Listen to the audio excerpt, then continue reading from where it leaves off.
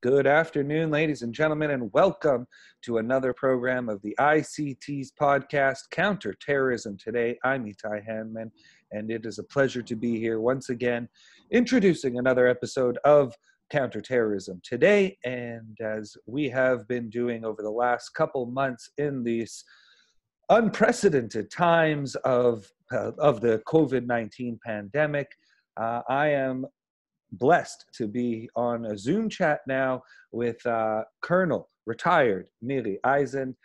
She is an associate at the International Institute for Counterterrorism. She served in the Israeli intelligence community and in active duty until she retired at the rank of full colonel in 2004.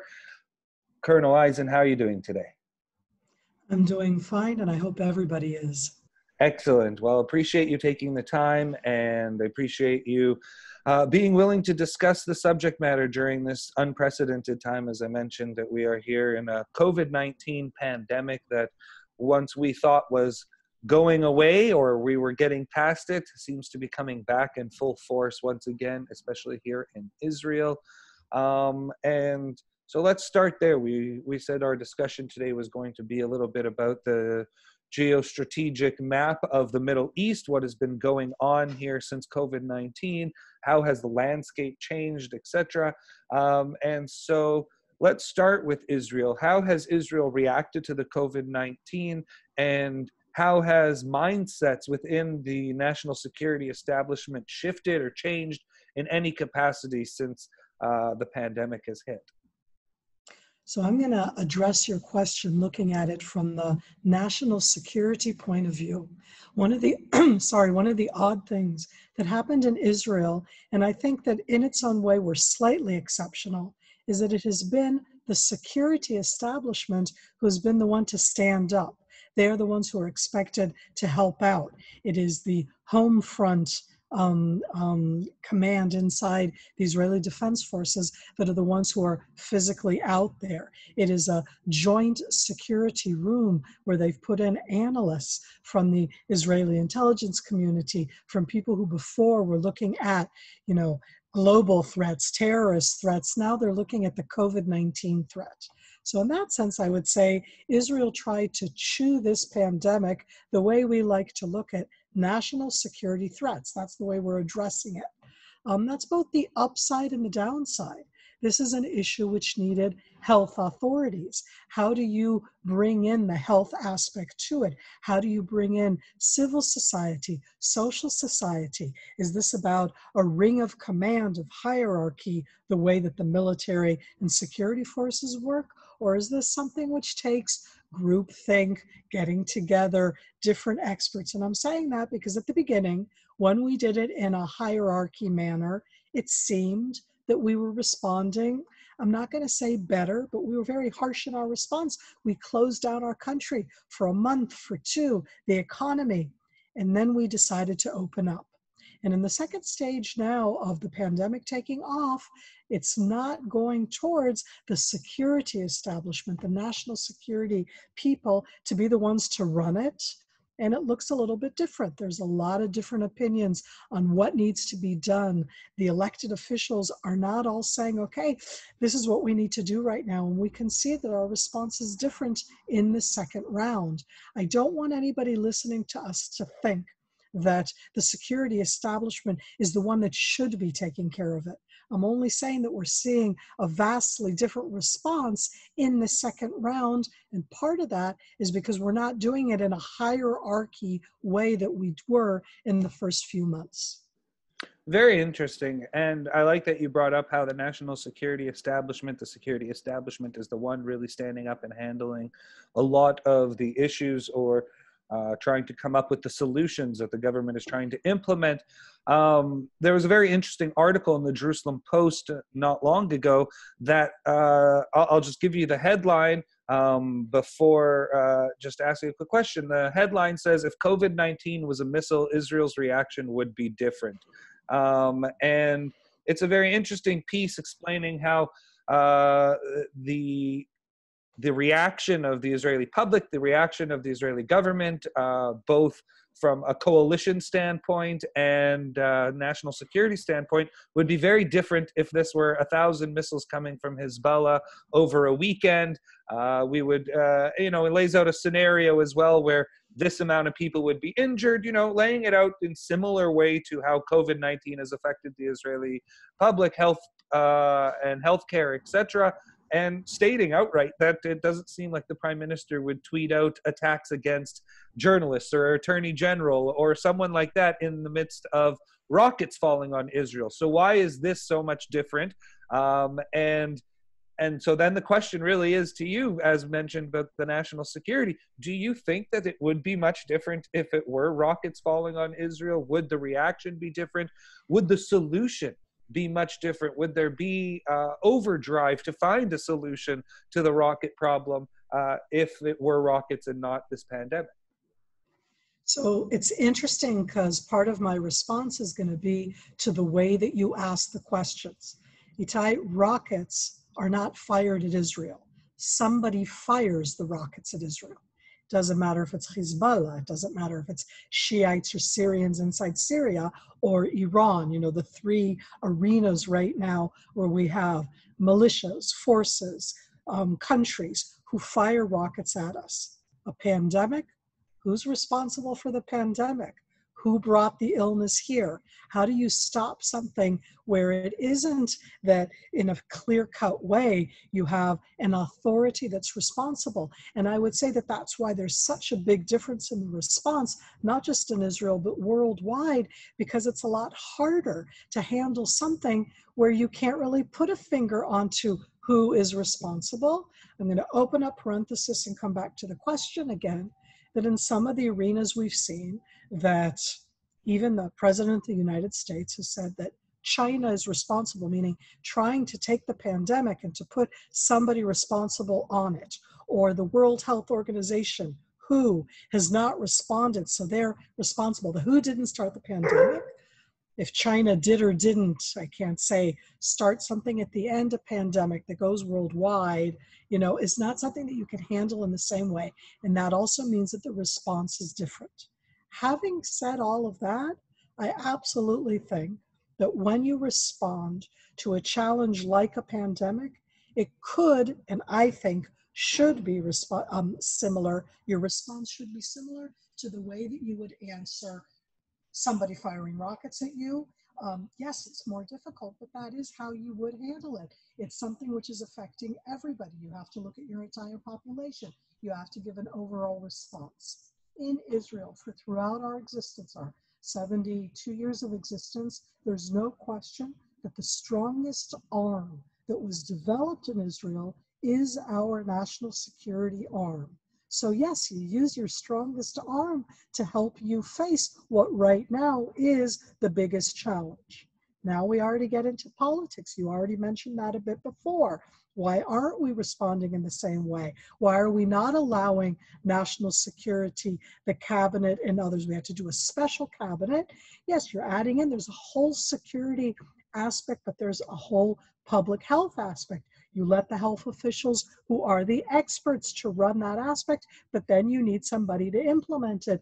And as it is right now in Israel, those who know how to implement overall responses to real big challenges are only the national security capabilities in Israel. And I think that they should be given much more of a role than what they've been given until now. What type of role do you think they should take on then? I think you need an authority, which is an overall authority.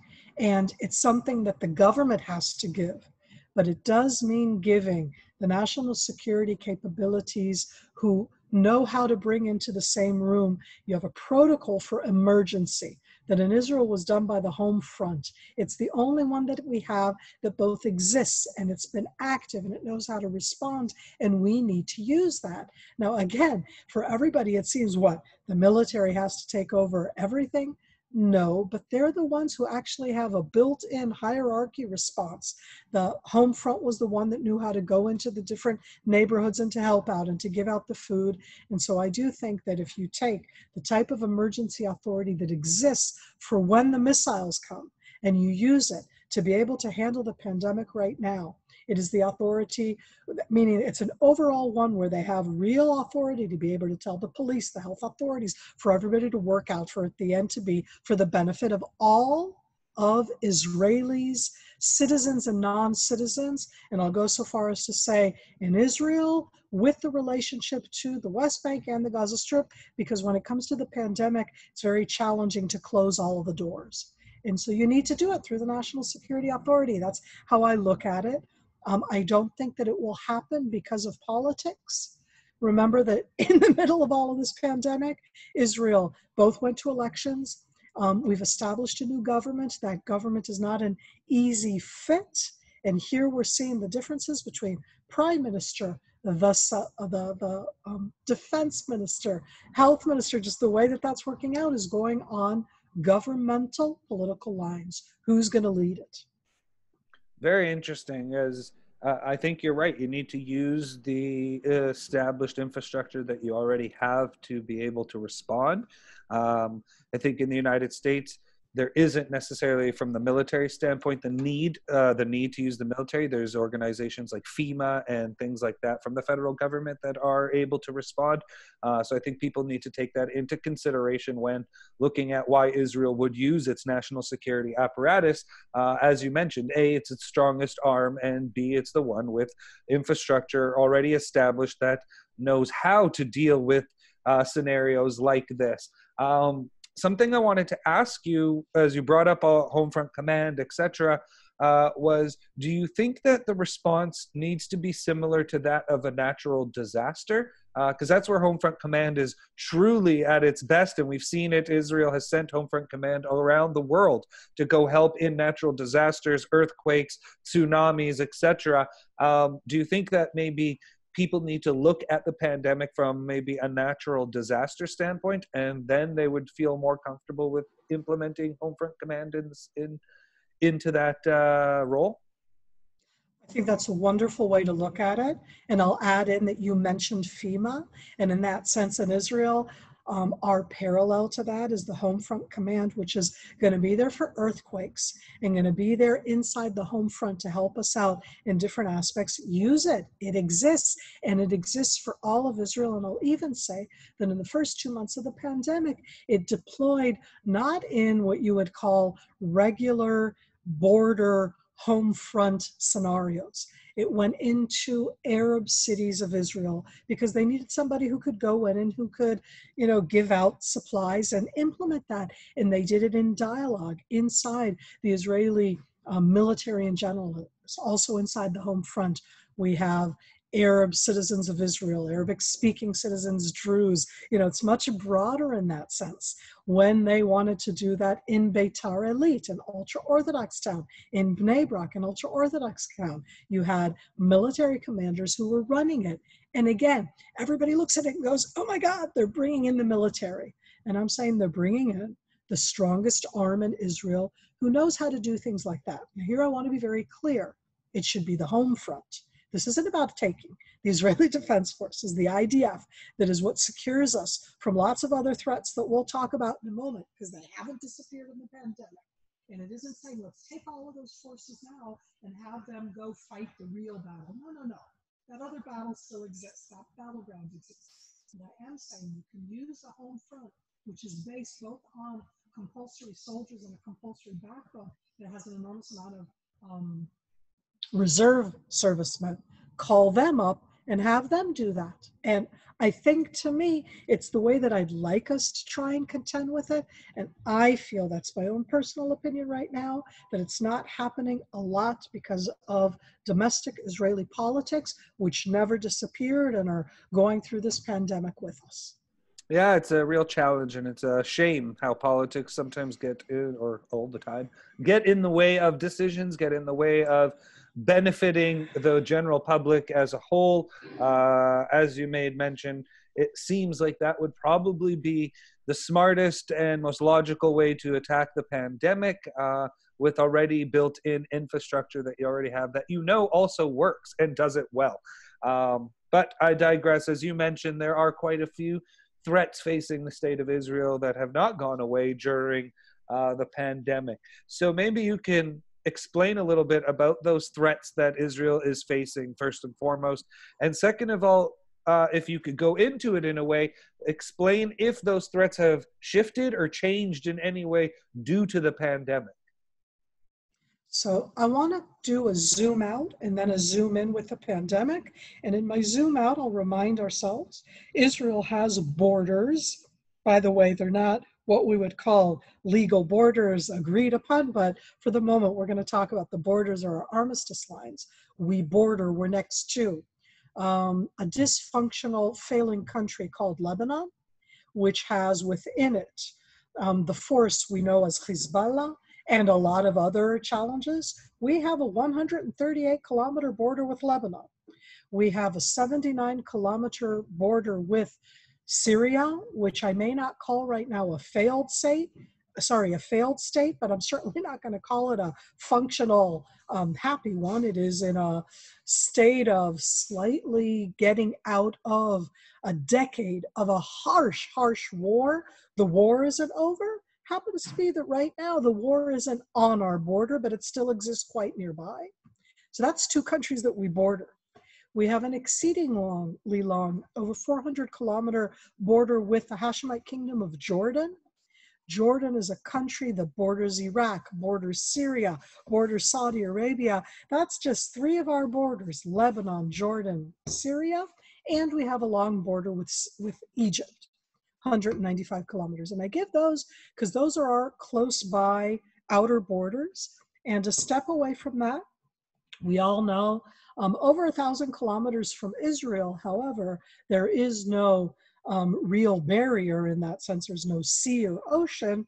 Yonder out towards the east, we have Iran and the Islamic regime of Iran. So look at all of these different things I just brought up right now. And in that zoom out, I want to remind us all that in the pandemic, and certainly until it caught on and as it's catching on, including in these countries surrounding us, we have had a treaty, a peace treaty, both with Egypt and with Jordan, that have sustained through a lot of different things that have happened over the last 25 years with Jordan and over 40 years with Egypt. We have a state of war with the country called Lebanon, and within Lebanon, we've had two overt wars with Hezbollah. 2006 is just against Hezbollah, and that's inside Lebanon and broader. Why am I bringing that up right now? Because under the level of the pandemic, all of the challenges of Hezbollah, hundreds of thousands of rockets, precision munitions, the rhetoric, meaning what we talk about, of the Secretary General of Hezbollah, of the Hezbollah inside Lebanese politics, and again, we have a 138-kilometer border with them, has completely continued. When the Secretary General of Hezbollah talks about the fact that Lebanon needs to get out of it, and he gives his weekly sermon, and I sit and listen to his weekly sermon. He's very charismatic. He's a very strong, very out there, no, not outside there, but very verbal person. He's a very strong Arabic orator. He knows how to talk. And even if you don't understand a word of Arabic, watch him. It's the movements, it's the face, it's the way that he connects. He's a very strong connector. And he, over the last few months, inside Lebanon, continues to blame Israel, us, the Zionist entity, for everything, continues to strive to precise munitions, to more weapons, even as the country called Lebanon is in absolute collapse. No financial backbone, they're losing their economy. And what he did last week, as they're losing the economy and everybody is blaming everybody, but nobody's doing anything, is what did he call for? For Lebanon to go to what he called an agricultural jihad, using the term jihad. He likes that term. And in his agricultural jihad, that Lebanon, a country that was a financial institution for the greater Middle East, they should now all become farmers. So I look at that on the other side of the fence under the aspect of COVID-19. The challenges that Lebanon faces did not start in COVID-19. They were long before that. They were going through a huge economic crunch, and they are now, right now, imploding. My challenge is that COVID-19 makes it that much worse.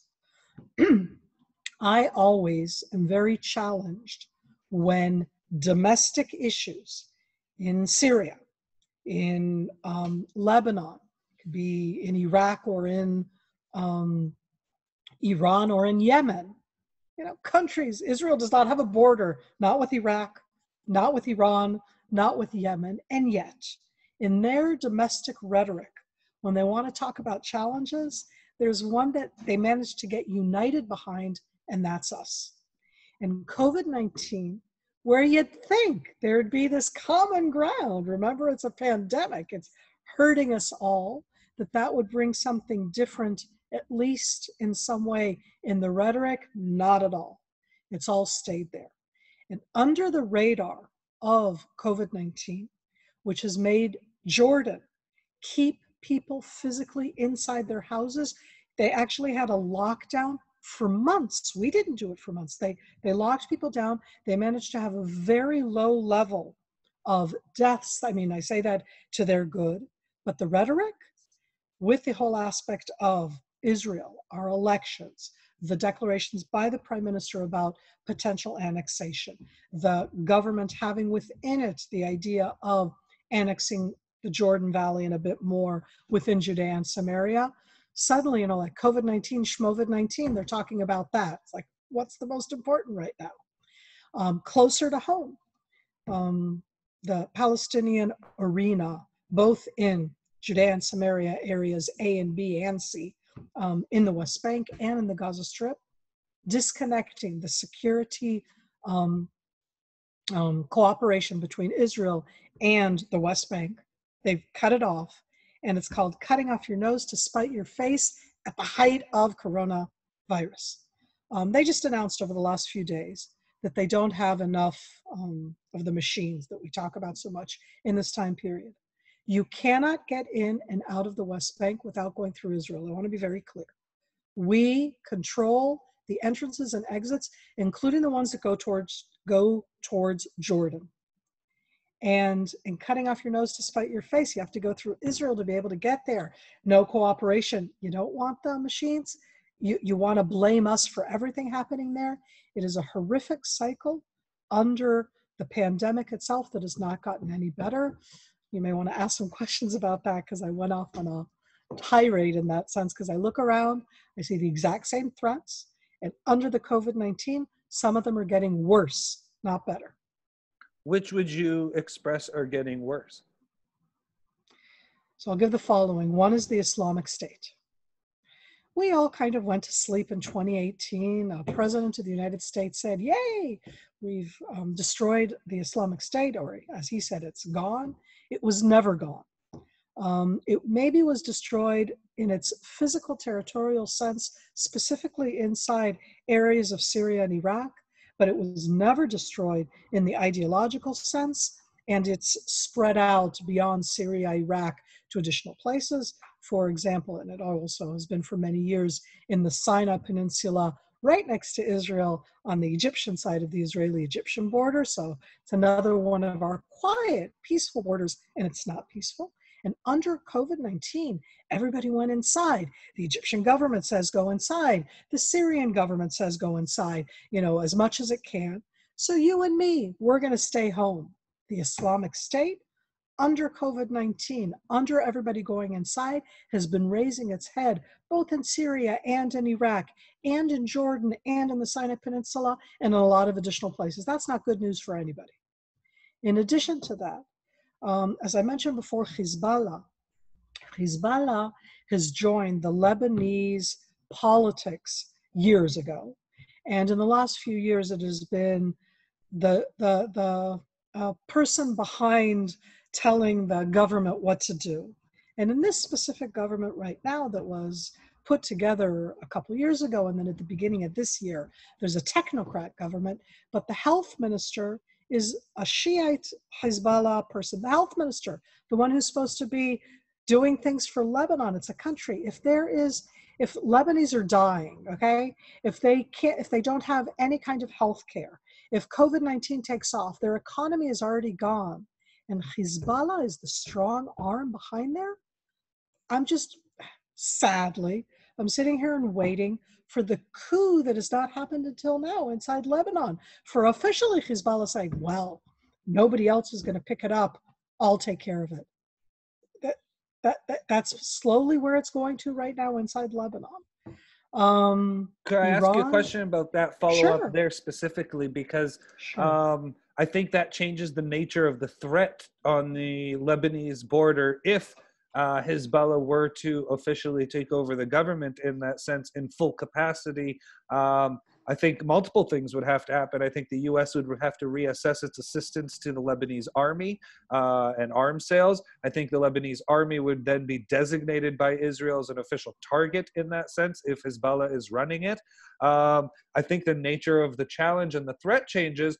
I think it broadens the threat, but also broadens the response that Israel can take vis-a-vis Hezbollah and or Lebanon. So what are your thoughts on if a coup were to happen or Hezbollah were to officially take over the government as a whole, as you mentioned, where it's almost a matter of time, how does the response and the threat change due to that?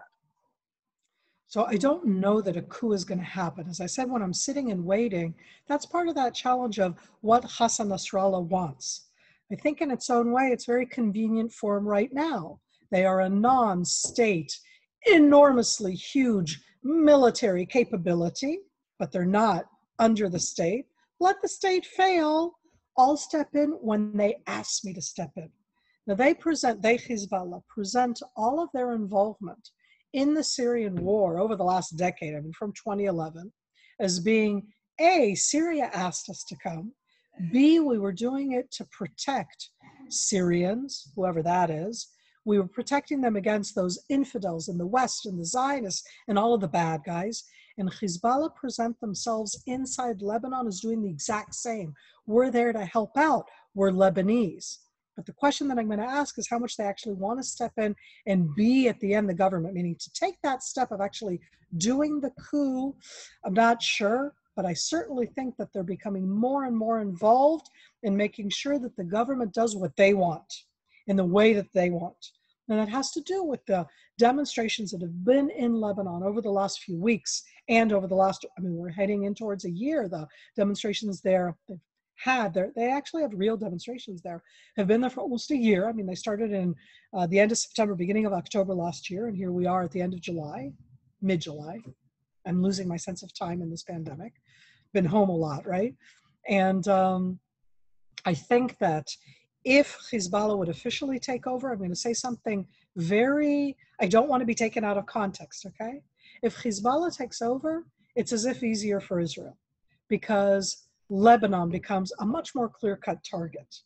But when I say that, I want to remind, at the end, half of Lebanese are not Muslim Shiite. Not all Muslim Shiite automatically call for the destruction of Israel. That's Hezbollah fighters. And being a Hezbollah supporter doesn't mean that the first thing that you're thinking of is destruction of Israel. Hezbollah does a lot of different things there.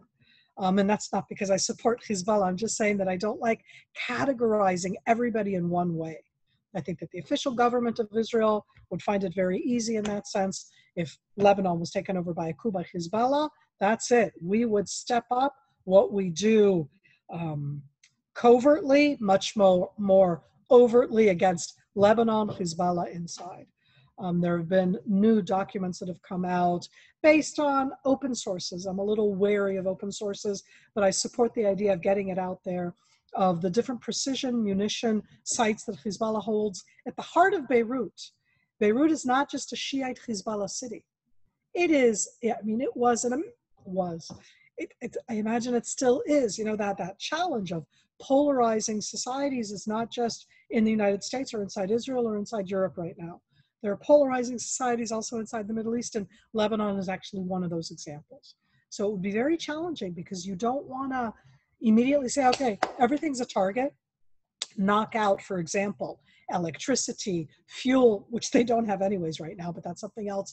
You knock that out because they're a legit target right now because it's Hezbollah, but you're going to be hurting everybody in Lebanon. Everybody's going to hate you there. Do you want to do that? Do you want to be, I think that we're much better when we are precise and exact and hit the targets that everybody is against, both the Lebanese who are against Hezbollah and us and perhaps other ones, and not hitting accidentally or otherwise targets that have a more general type of use, for example, electrical facilities. As we circle back to the other threats facing Israel, you mentioned Shiite Muslims, so we move to the largest Shiite Muslim population, the state sponsor of Hezbollah, the Islamic regime of Iran. Maybe you can go on to a little bit of an explanation on the tit for tat that we have been seeing between Israel and Iran. I don't know what we can really get into what's been going on in Iran recently. There's a lot of speculation. There's a lot of challenging information being put out there. However, we can mention that there have been 8 explosions in the last 3 weeks or so inside Iran at gas facilities, at nuclear facilities. There is a lot of rhetoric, international rhetoric, that is, that Israel's behind this, that the United States is supporting Israel in its attacks against Iran here. We do know that Israel has been fighting what we call the shadow war versus Iran over the last decade. Syria has become a prime battleground where Israel has overtly attacked Iranian interests, Iranian personnel. We've seen the Iranians step up attacks against Americans inside Iraq. With its other Hezbollah group that is sitting inside of Iraq right now, shooting rockets in Baghdad. We saw the Americans bring in an anti-rocket defense system into the heart of Baghdad. So Iran is spreading its tentacles and doesn't seem to be slowing down, regardless of the pandemic, regardless of the economic sanctions and problems that they're having domestically. Didn't even mention Yemen, where they're fighting with Saudi Arabia, and the obvious against Saudi Arabia. Yes, sorry, against Saudi Arabia, and of course Hamas inside the Gaza Strip, which is always a thorn in Israel's side. So maybe you can lay out what is going on with Iran exactly. I'm not going to be able right now to give more information in that sense about what goes on. I think that you just gave an excellent overview of all sorts of different events that we've all been following. And what I want to do again is I'm going to zoom out again and zoom in. Iran is a country of 85 million people. And I want to say that because Iran is one of the 15 largest countries in the world. It is not a small country. Remember, Israel at the end, yay, we're 9 million. We're in a much smaller group. 85 million people who need to have an economy, who need to be educated. You need to build skills. Half the population in Iran is under the age of 25. Again, I want to put that in numbers. 85 million people. That means, I'm really bad at math, but more or less 23 million people, right? No, I'm bad at math. 42, God, that was embarrassing, right? Okay. 42 million people are under the age of 25. Okay. How many new schools have been built? How many new jobs have been created? How many new housing things have been built? And this challenge in Iran is a domestic one where we constantly go on the side of it. Second aspect, aside from that size and the number, the demographics, is the aspect that Iran, Persian speaking, yes, it's Muslim, yes, it's Shiite, but it's not Arabic. And I say Persian speaking because we need to remember that there is a little bit of a distance, there's a challenge here, and it comes up and down. And over the last decade, it came up and down. Hamas at a certain stage along the way had to choose, am I Sunni or am I taking this Iranian Persian speaking Shiite money? And they chose to disconnect, and then life did what it does, and they went back and are willing to take the money. Iran takes its resources, which in its own way used to be two. They had oil. You tell you they still sell oil. You go, who's going to buy it? North Korea. Who's going to buy it? China. You don't need anybody else if China buys your oil. So that when we look at it, we look at sanctions and the effectiveness. There is somebody to sell it to. Now, oil even when there's somebody that you can sell it to, is at the absolute lowest price that it's been at since I can ever remember. Okay, I haven't been around in that sense since it went so low. That has an impact because they have an income from oil, okay? And they invested that income in that Islamic regime's vision of the future, which is not Shiite. They don't call themselves the Shiite regime. It's the Islamic regime. And I say that because I want to emphasize that Saudi Arabia and Iran are the two countries that go by Islamic law, and that law is very similar in Saudi Arabia and in Iran. And I'd actually say it's harsher in Saudi Arabia, more strict than it is in Iran. I said two assets. They have oil that gives them money, that gives them income, even if that income has gone down because the oil price has gone down and not because they can't sell it. And the second asset that Iran has always had that we do not talk about enough is their education and their people. And I already said demographics, half the population under the age of, 42 million people under the age of 25, but they have an education system, on the side of the whole Ukrainian plane that they downed and that we're all talking about. We haven't noticed that there are Iranian PhDs, Persian, who come from Iran, study overseas, and come back to Iran. That's part of who they are. They have a very strong military development, a military industry, defense industry. They know how to reverse engineer. That's not an easy thing. They build their own rockets and then they supply them to Hezbollah. They build their own capabilities, their own munitions, supplying them to Bashar Assad, to Hezbollah in Iraq, to Hezbollah in Yemen, to Hezbollah in Lebanon, who's all over the place. And so I think that we have a tendency, to look at it as sanctions will do it. They have an ideology. They use the two assets, oil money and their people, and it hasn't changed. We think that it certainly made it really, really hard. People there are asking, you're investing all of this money and it's not in us, in Iran. And that question is coming up. But they invested in horrific security apparatuses, and it's both the Revolutionary Guard and other forces to make sure that if somebody wants to stand up and say, do things differently, that voice will be closed. And they're investing in exporting the Islamic Revolution to Iraq, to Syria, to Lebanon, to Yemen, based on the Shiite minorities in those, well, Iraq it's a majority, but to the Shiite populations that are in those countries. But it isn't being sold to the Shiites. It's being sold as an Islamic revolution. And I think that what they have is their biggest asset nowadays in the Arabic-speaking world is not the oil. I think that their biggest asset is Hassan Nasrallah as an Arabic-speaking voice who is charismatic, who is an immense orator, and there is no voice in Arabic to compare to him in the Arabic-speaking world of today. Queen Rania, that we all love in Jordan, speaks magnificent English to the Western world. King Abdullah, amazing, King Abdullah II of Jordan, amazing pedigree. He's not an orator. He doesn't get people excited. Bashar Assad is boring. I mean, he's a terrible, horrific dictator, but as a speaker, he's boring.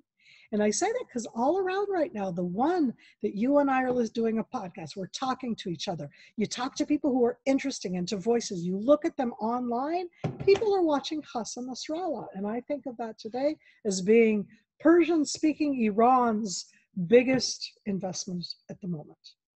It's very interesting how you place that exactly and explain the exact nature of the Iranian threat. And I think that it's very imperative and important to understand exactly what you said, the investment in the population, and what's one of their biggest assets is 42 million people under the age of 25 that you can mobilize to do what you need to do, but also that's a danger to the regime. If they don't start feeding them and giving them jobs and opportunities, that can very well turn against them very quickly. 42 million people under the age of 25 without work, without food, without money, and the ability to raise a family, that's going to turn quickly on a regime that doesn't notice it properly or pay enough attention to that exact scenario.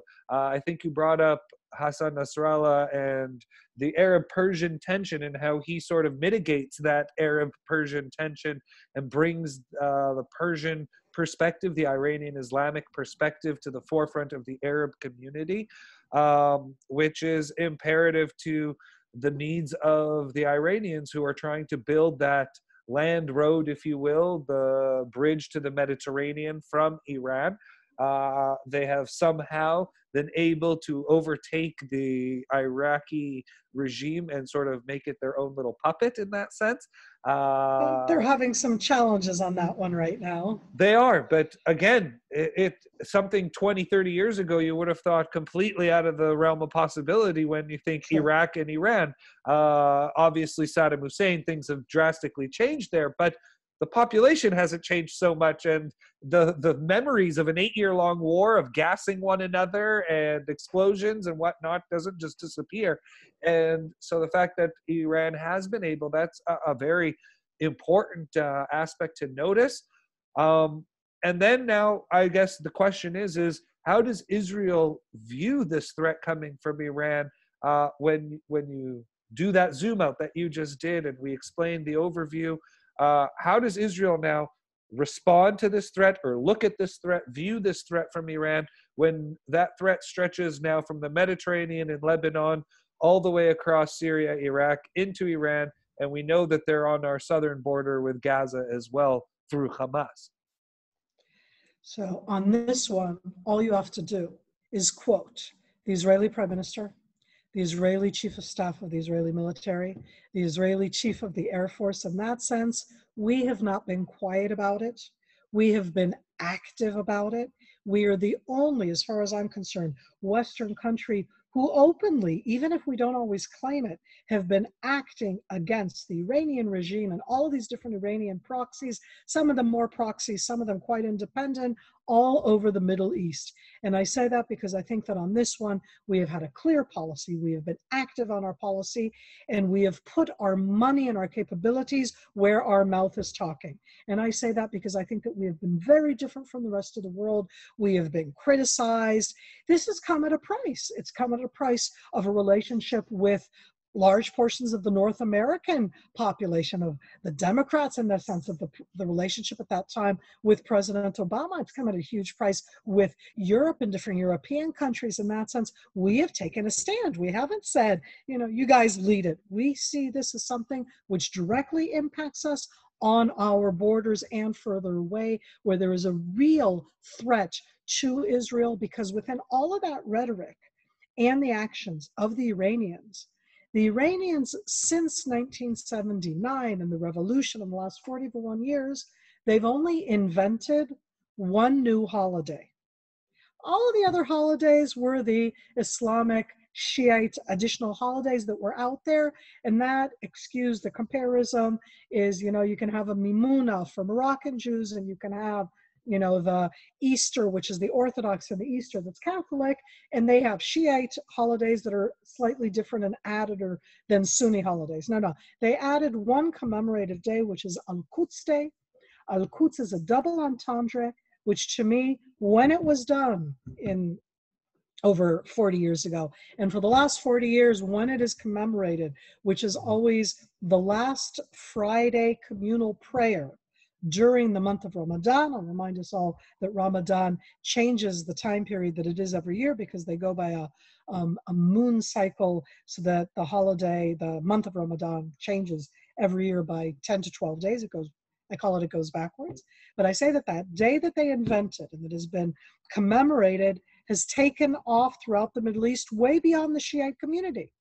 Hamas, BDS, worldwide use Al-Quds Day. And why is it a double entendre? It was established specifically to liberate Al-Quds. Al-Quds is Jerusalem. But when you translate the word, you say the holy.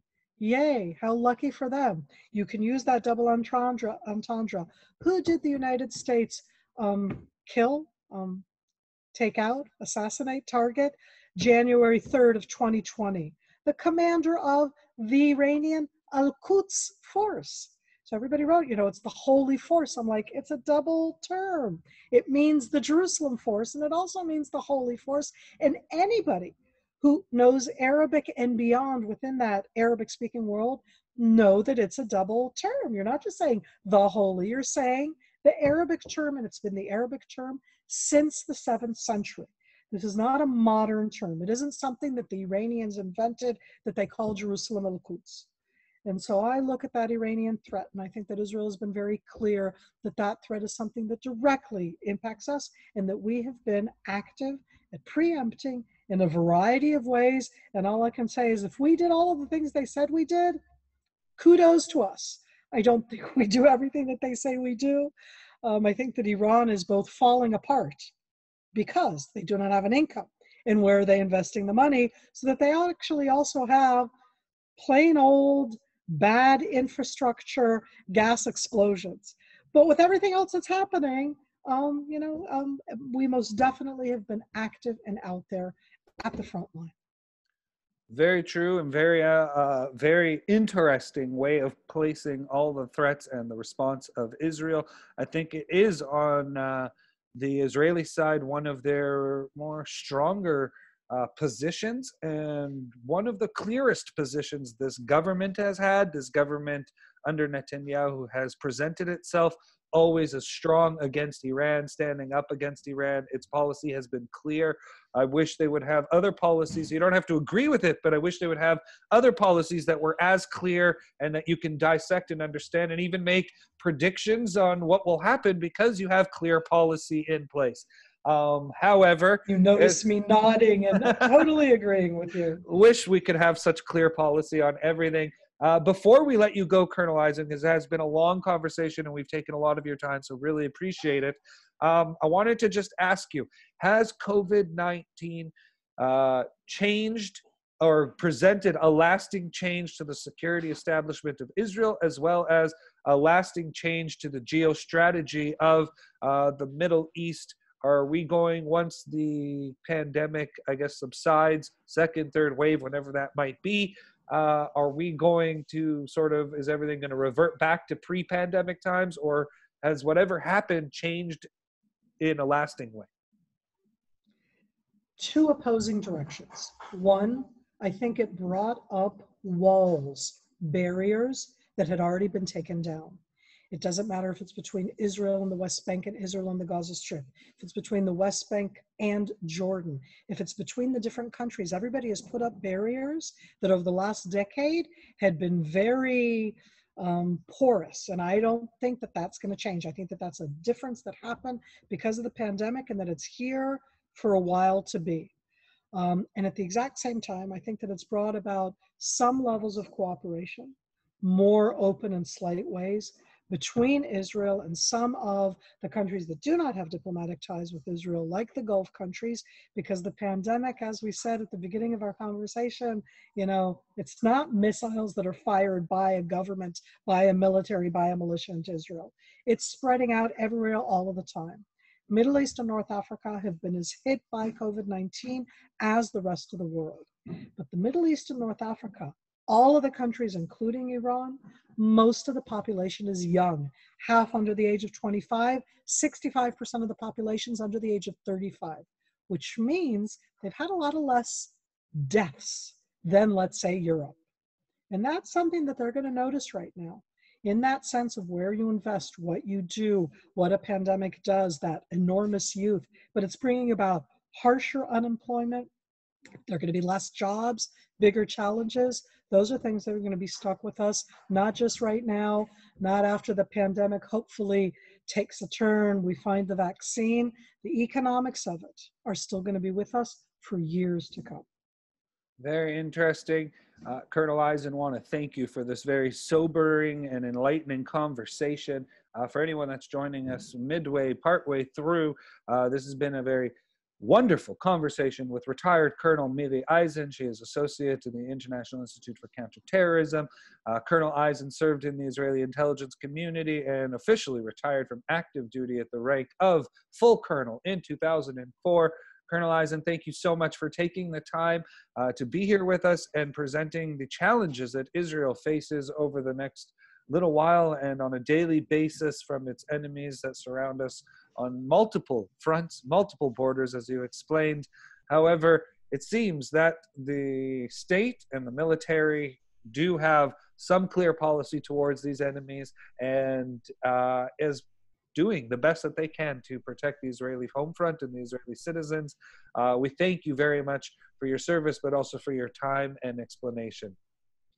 Thank you all so much. I want to hope that everybody will keep safe and secure and that we will turn a corner when it comes to the pandemic.